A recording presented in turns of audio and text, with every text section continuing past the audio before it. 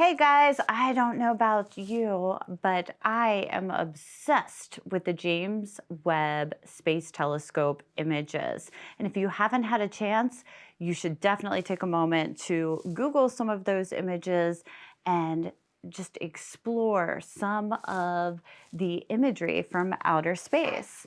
And in celebration of that, we are going to create a watercolor outer space image.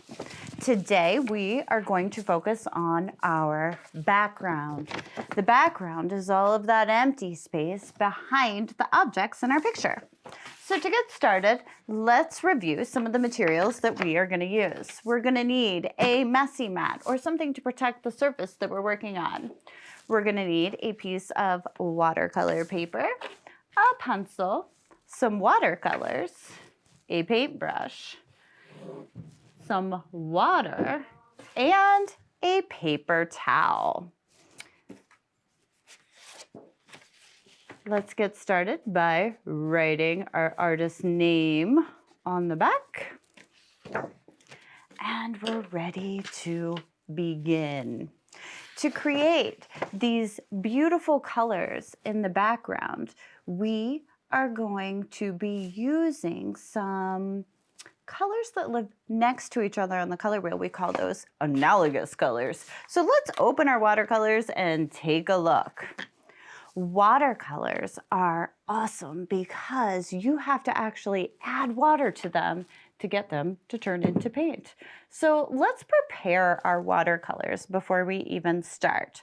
Let's pick the colors we're going to use and just put a little dab of water in the colors that we would like to use to create our outer space image. All right, once we have our colors, we're going to dab our brush on the bottom, wipe it on the side, and dab it dry on the paper towel.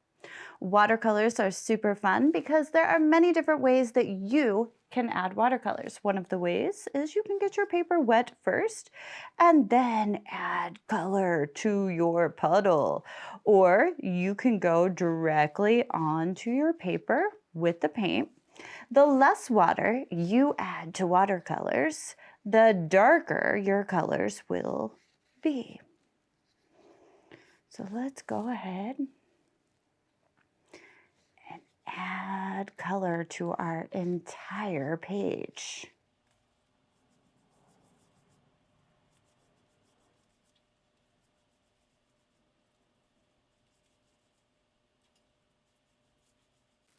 When you are finished painting, you can go ahead and clean your brush up by dabbing it on the bottom, wipe it on the side, dab your brush dry, and use 2 fingers to create a beaver tail.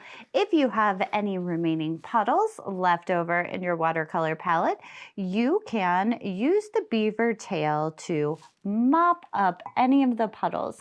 That way, when you go to return your watercolors to where they belong, you won't spill any excess paint all down the front of you or on the floor. There is one more thing that you can do if you would like. If you happen to have any table salt laying around, you can add a sprinkle of table salt to your painting, and the table salt will actually work as sort of a sponge and soak up any of the watercolor and create the illusion of stars.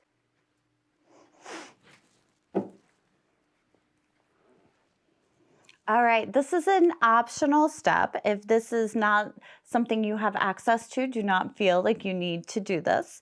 It's just a fun little science experiment that you can play with on your painting. Now, it's very important that you do this while your paint is wet. It will not work on dry paintings.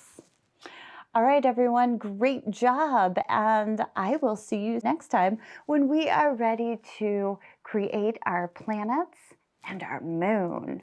See you soon.